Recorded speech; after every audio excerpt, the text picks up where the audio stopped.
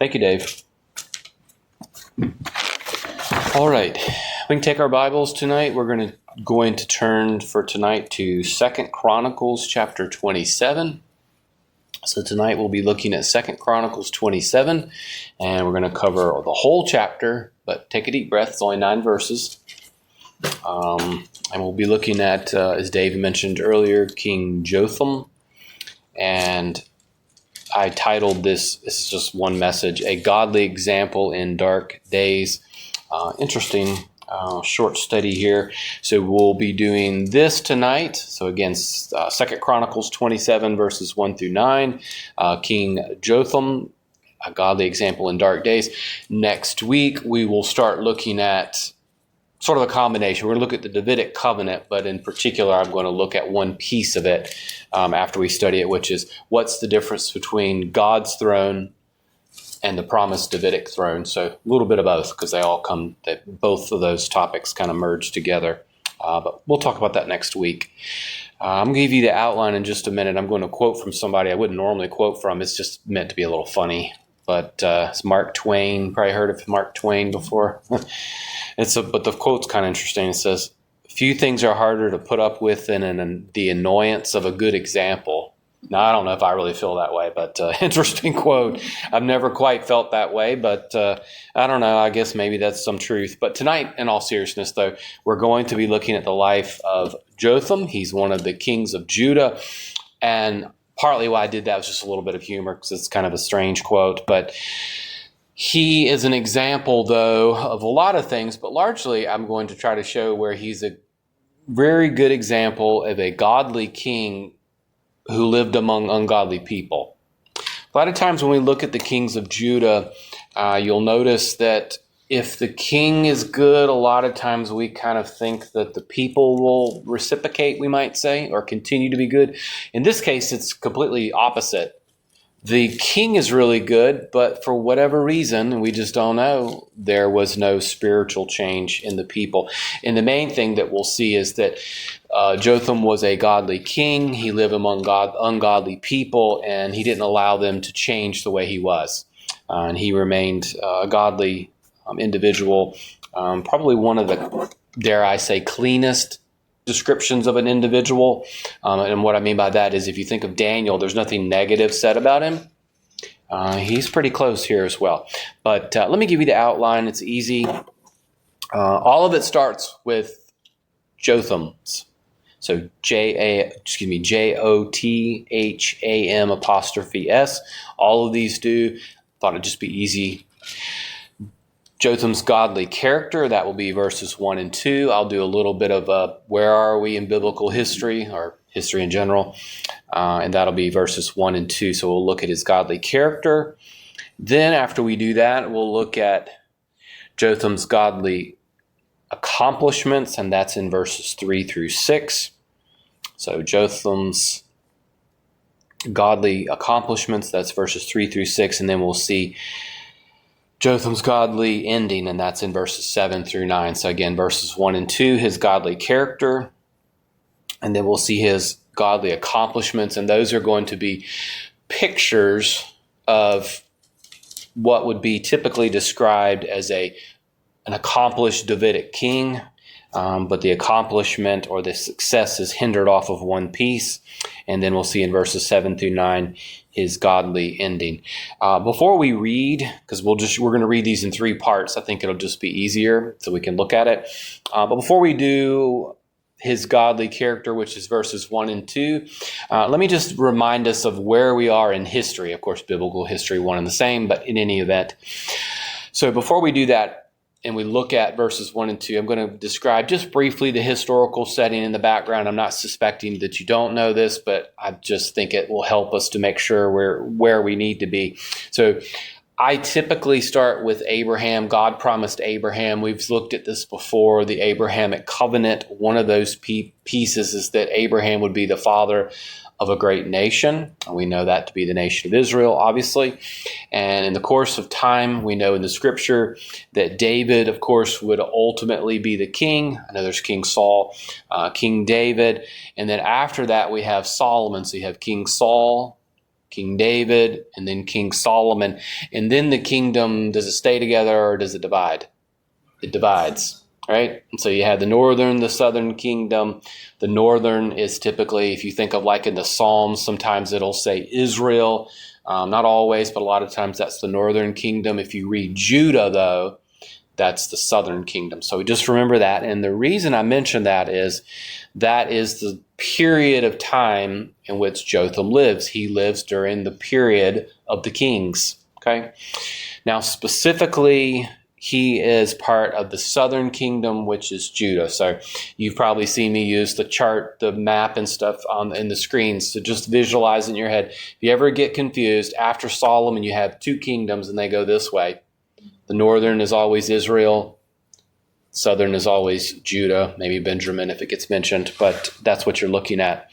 Now, Jotham, though, was part of the southern kingdom, and I'll give you a couple of references here. These aren't paramount. Obviously, this couple of them are, but just some of this is just general information to try to get you to understand the setting, because the setting helps us understand a little bit more about who he is, because we don't have but a few verses on him.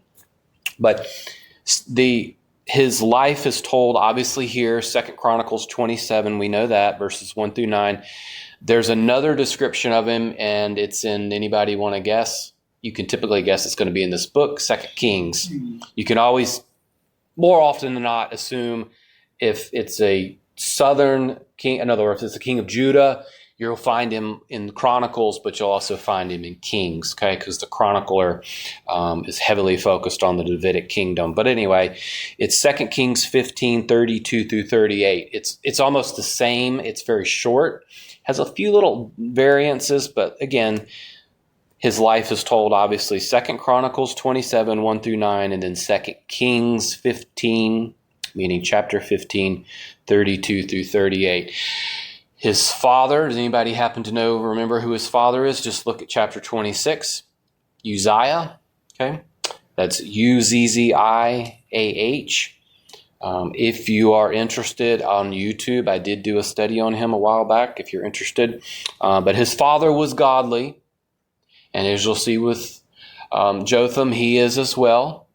He's contrasted a lot with his father. Does anyone remember his son's name? Well, you can find it in chapter 28. Yep, Ahaz. And Ahaz was evil. I mentioned this to you for a couple of reasons. You can sort of figure in your mind where I go with this. So you have Uzziah produces a godly son, but Jotham produces an ungodly son. Sometimes it's the other way around. Sometimes there's an ungodly king, and the son that is produced is godly. The main thing I would mention with that is each individual person is responsible for themselves. And that a parent, in this case, that's a godly parent, cannot always produce a godly offspring. Does that make sense? You just can't guarantee that that's going to happen. So just to keep in your mind. So his father was godly, Uzziah. Probably will recognize him in a minute when I reference one of the prophets. He had an ungodly son, Ahaz. And so, of course, good lives can, but not always follow. That's the key. Not always, but they can, and we should endeavor to. Story for another day. 3 prophets that lived during his period of time would be Isaiah, Micah, and then Hosea. That would be just sort of a general period. So the prophets Isaiah, Micah, and Hosea. And I'll reference the first 2 a little bit. Now, oftentimes, if you read anything on Jotham, he is oftentimes referred to as I'm just using this as air quotes, what might have been. And you might say, what does that mean? I'm going to read you this quote by Thomas Constable, and I'll explain it. It's somewhat self-explanatory, but that's oftentimes what he's described at. It's not necessarily a negative, but what might have been. What does that mean? Well, Constable says, in spite of his goodness, the people of the southern kingdom continued to act badly. So during this period of time, the people by and large are not faithful to God, but the king is. It's a little bit unusual because a lot of times the two go together. If one's evil, the other is evil. Sometimes a good king will produce a change in the people.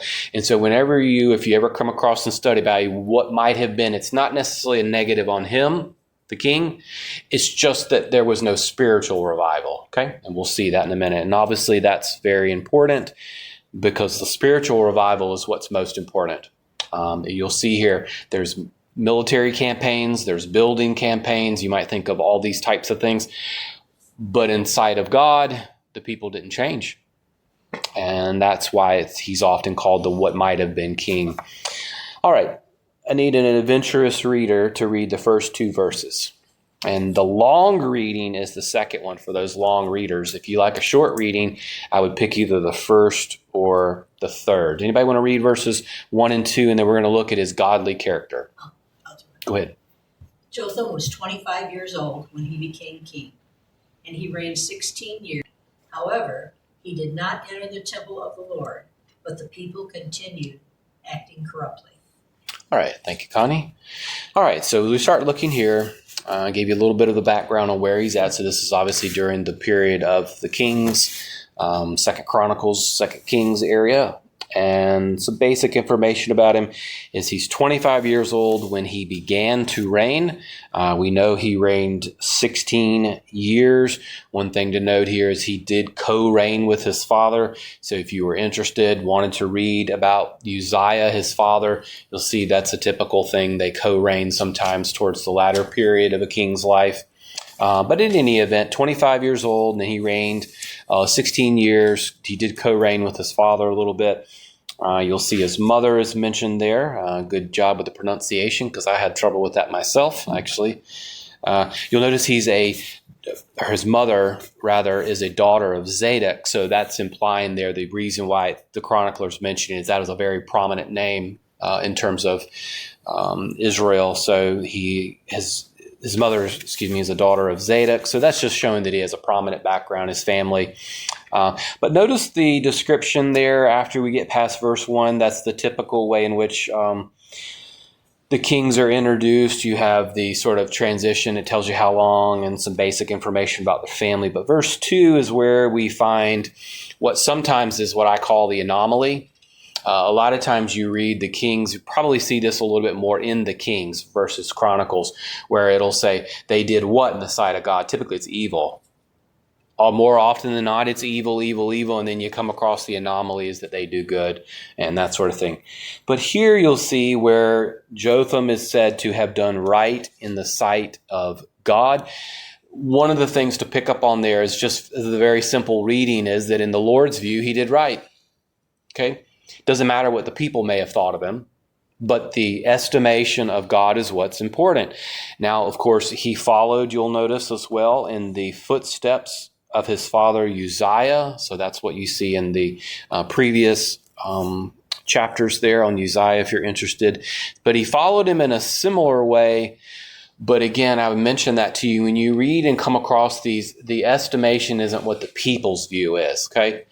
Someone could view you as really good. That'd be sort of like saying, would I rather it say Decatur Bible Church viewed me good, or would I rather it say the Lord viewed me good? Well, it's the latter, right? Now, the other is just great. That's fine. But that's the thing. So what it's showing is that God's estimation of him was good, and that's what we should endeavor. We shouldn't be endeavoring so much for what people think, but what's God's view, and the other may come, but if not, so be it. Now, he does differ from his father, if you notice in here, in one thing. It says, however. So when Connie was reading it, he did right in the sight of God, according to all that his father had done. However, so there's something that distinguished him from Uzziah, his father. It says he did not enter the temple of the Lord. All right, I'm going to give you the 2 viewpoints on that, and I'll explain both of them. The first one's somewhat self-explanatory. But generally what you'll do is, if you look at that, what is the differentiation between his father and himself? Notice it says, however. So there's something that's different. Well, it tells you what it is. He did not enter the temple. But what does that mean? 2 viewpoints. I'll give you both. The first is that he avoided the temple because he was bitter. Now, why would he be bitter? Or in other words, why would he be upset? Okay, that's what the typical number 1 view is. That's a little bit more of a minority view, but that is, if you have a study Bible, that's what some people will say. The second one is that he did not commit the same error that his father did. Okay, but let's look at this and see. I'm telling you these because you need to understand, and please don't take me as being sort of snarky here.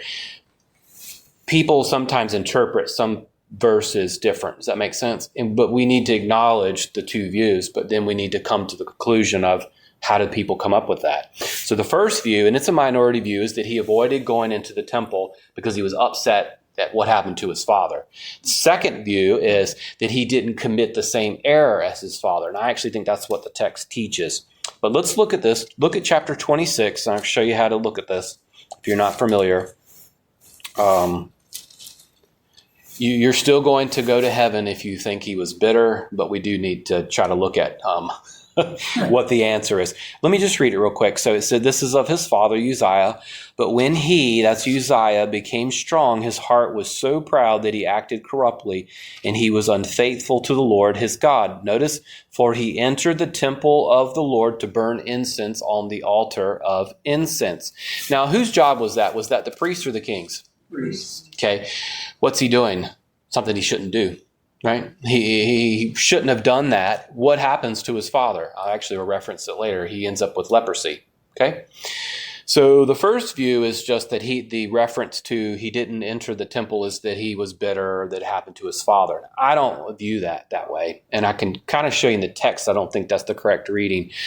But the second interpretation, which is the more majority view, which is that he did not commit that same instance. So in other words, he let the priest do the priest jobs and he did his king job. King Saul had that problem, didn't he? Remember? What did King Saul do? He did what Samuel should have done, right? That's kind of the idea there. It's a loose example of it. But the idea there is that the priest had certain duties that only the priest could do. And no matter how great the king was, he couldn't do the priestly duties. The priest had certain criterias and requirements. I also think in the text, now if you go back down to verse 2, if you read the text, it says, and then we'll move on. He didn't write in the sight. This is 2 Chronicles chapter 27, verse 2. He said, so Jotham did right in the sight of the Lord according to all that his father did. However, he did not enter the temple of the Lord. So imagine he didn't go into the temple of the Lord. He didn't burn incense. He didn't do the priest's job. But the people continued to act different. I think the text, the way it's written, you wouldn't say that somebody did evil, but the people also did evil. But is showing a contrast. What's the contrast with Jotham and the people? Jotham did things according to what God said. It's not picturing perfection, but he did what was right in the eyes of the Lord. He did not do what his father did, which is go in and do a duty that was only for the priest. But the people were the ones who acted corruptly. So what it's doing is it's showing that Jotham was a man who was a good king, as we would call him, but the people were not. They were what? They were corrupt. Let me read this to you here. Knapp in his commentary puts it this way. He says, God's people are only as safe as they adhere carefully and closely to the very letter of the Word of God. The slightest digressions are often the prelude to wide and grave departures from obedience to God's will as revealed in His Word. So the point is, disobedience in the smallest detail is still what? Disobedience, right? I mean, it's sort of like a child. You know, if you give them 100 things to do and they do all of 99 and they do one, are they obedient or disobedient? So are we disobedient to God by just sort of shading around the edges? We are still guilty. But the people, if you notice here, and this is one of the important things, the very end, but the people continued to act corruptly. I'll just give you these as references. You're free to read them or not. If you want to know some of the general conditions, this would be just a generalization. You can use the prophets to find these. You could read anything in Micah because it's not very long. But if you wanted to, read Isaiah 1 through 5. Because when you get to Isaiah 6, King Uzziah has died. So it'll kind of give you a glimpse of what the people were like, okay? Just as a picture. I'm not saying it's a one-to-one, but it'll give you a general time period. What were the people like? Read Isaiah chapter 1 through 5. And you'll get a pretty good description, and it isn't good. Okay? So that would be the backdrop to which is seen. So Jotham, we see in verses 1 and 2, is seen as good despite the people's behaviors. Very unusual description. But he was good because he followed the Lord's ways, even when those around him did and would not. He didn't allow others' behavior to corrupt him. Can we do that? Yep. We can allow people who are either corrupt or doing things that are disobedient to impact us, and we need to stay away from that. We need to follow the Lord regardless. That's a lot of ways a good way to put his life. But let's move on here. So in verses 3 through 6, which Jean, I'm pretty sure is going to be the reader there. I have a pretty good guess.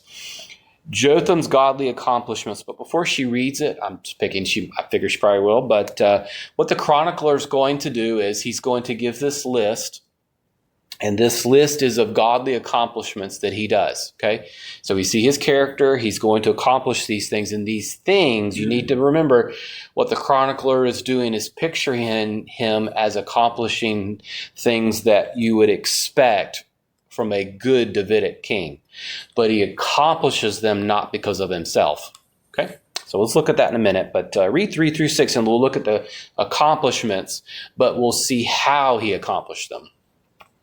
He built the upper gate of the house of the Lord, and he built extensively the wall of Ophel. Moreover, he built cities. The Amorites also paid him this amount in the second and in the third year. So Jotham became mighty because he ordered his ways before the Lord his God. All right. Thank you, Gene. All right. So we start looking at these. The first two things we're going to look at is, again, you have to think of what the chronicler is doing, meaning the author of the book, if you're not familiar with the phrase. What he's doing is throughout the book of Chronicles, if you ever read them, he tends to be very favorable to the Judah, meaning Davidic kings. That's largely what he's doing. He's picturing the Davidic kings. He's not picturing them perfectly, but he does picture them typically in a favorable manner, but he's trying to show them as, if you will, offspring of David.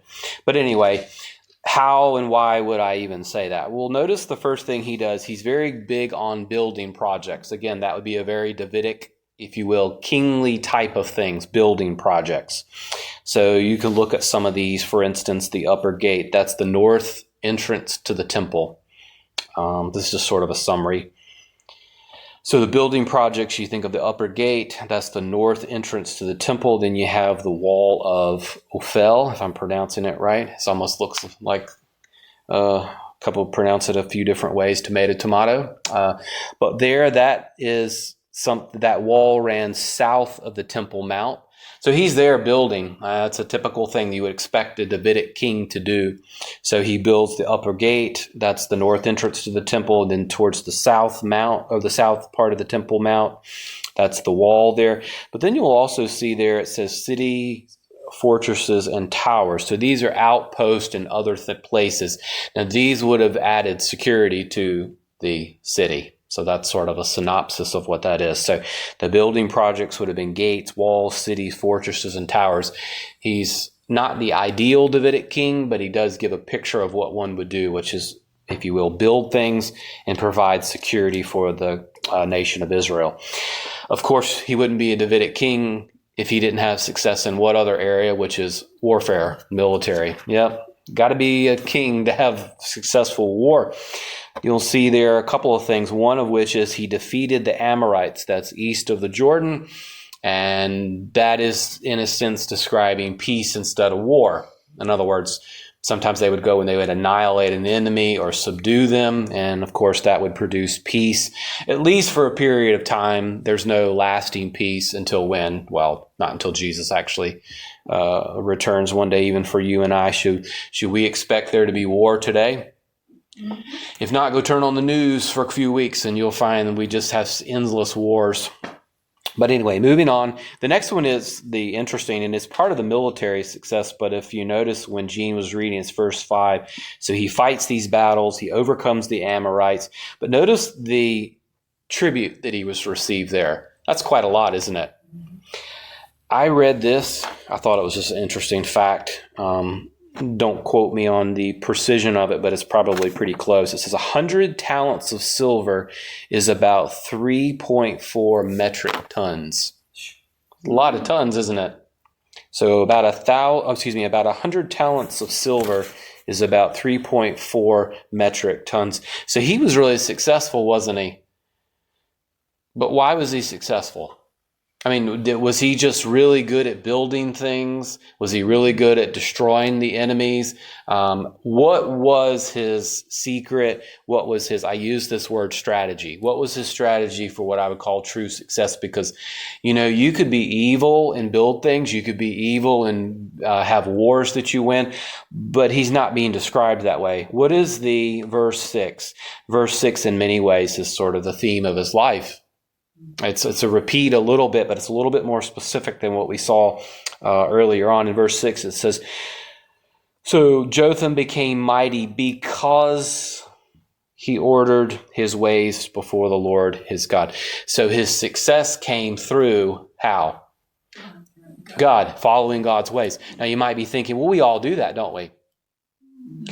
If you take the book of Chronicles, Second Chronicles, and go back and compare it to Second Kings, and you read both of them, they fail most of the time because of that.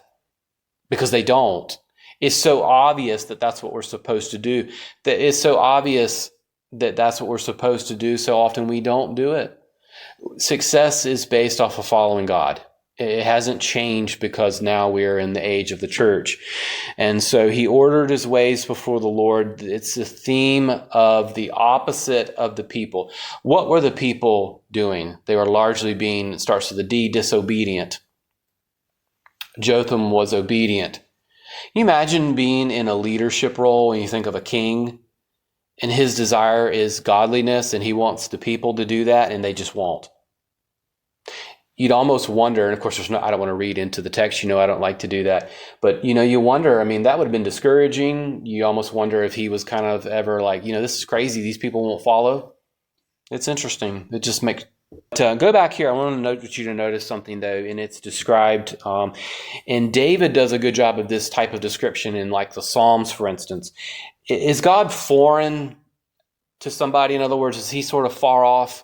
Well, you can tell to Jotham, he's not. Just like David, he calls him his God. That is showing a picture of fellowship. It's a personal relationship with God. Sometimes people speak of God and they're sort of just describing this man up in the you can tell they don't have a relationship with him. It's just sort of this tag. But you can tell here that he ordered his steps, but it was according to his God. In other words, the Lord was his God. So what the chronicler is doing here is that he is saying that often these attributes are what trigger, or the types of things that are successful in a person's life is when they walk in the ways of God. Israel was oftentimes not successful because they didn't walk in the ways of God. When they did, they could overcome many, many obstacles. I was reading recently in Isaiah, and it's 37, 38, 39, and Hezekiah has this massive onslaught that's getting ready to come, and they're going to just completely destroy Israel and take them over. What does he do? Well, he doesn't get a bigger army. He prays, and God delivers them. I mention that just to tell you that the reason why the people were successful was not because of themselves. They depended on God, they walked with God, and they did the things that he asked them to do. I'm going to read you this quote. It says, "Like his father, Jotham became powerful with the Lord's help." But notice, but unlike Uzziah, Jotham apparently did not forget the true source of his strength. Uzziah is an interesting one because he's a good king, but he also has a negative side to him, which is he became prideful and did what he shouldn't have, and he did have consequences. And those consequences, like I mentioned to you before, he died with them. But let's look at verses 7 through 9. So we've seen that Jotham has godly character. He doesn't allow the people around him or the culture around him, in other words, the people in which he rules, to warp him. He goes and he has these godly accomplishments, but they're because of God, because he was saying, I'm going to walk in the ways of God. Probably a good lesson for our young people, isn't it? To remember if they want to have true success, it's to walk with God, that type of thing. But you'll see that even in his death, he ends in a godly way, and he actually gets a better ending of his life than Uzziah, and it's not just leprosy. Somebody read 7 through 9, and then we'll finish up. Now the rest of the acts of Jotham, and they buried him in the city of David. And as Ahaz his son became king in his place. All right, thank you, Linda. All right, so as we look to finish up here, this is Jotham's godly ending. His life is brief. It's relatively quiet. It's interesting. I mean, this is a fairly lengthy period of time just in history. But in any event, you see where he's honored. He's going to be given an honor of a Davidic king proper. It's a little bit of a nuance, though, with his father. His father was a good king. But let's look at that for a second. Notice how it ends. So it's just sort of recapping verses 7 through 8. Most of what we've already seen. You see there's the reference to the book of Kings.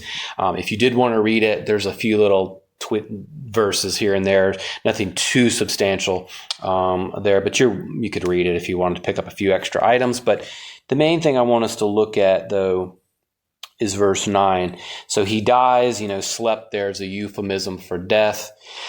But you'll notice they bury him in the city of David. So he's honored in his death because of his life and his character. Obviously, he had a good godly character. He reflected what you would think of as a Davidic king, although he's not the fulfillment of the Davidic ideal king. That's Jesus. Actually, we'll start looking at that next week. But he's also buried differently than his father. I included this because I want you to see why there's this difference. Look at verse 23 of chapter 26. So in other words, verse 23 of the previous chapter. So Uzziah slept with his father. So same thing. But notice they buried him with his fathers in the field of the grave, which belonged to the king, for they said he is a leper. So in that case, he's buried outside the city because of his leprosy. So it's kind of interesting, isn't it? Both good kings. Uzziah ends on somewhat of a sour note, you might say, which sometimes does happen. They start off good and they don't always quite finish that well. But Jotham's not like that. And what does it remind me of? It reminded me that we need to live faithfully and humbly so that our life and legacy is honored when we die. I mean, we want to be honored. Have you ever known somebody that's died and they've had a good, if you will, life and we've honored them? He is, and many people don't tend to think of him. They skip over him. A couple of things we could learn from his life is, I know his life's brief, but I'll just give you three. There's others, but these are just three ones that are probably obvious. Like Jotham, stay true to God's commands, even when those around us choose not to. That's probably one of the key lessons, I would say, with him. 2, probably is the key one, is true success comes from ordering our ways before the Lord. That's really what makes those kings and the people good and have a good life. And then finally, a godly life leaves a godly legacy. And that's what we want.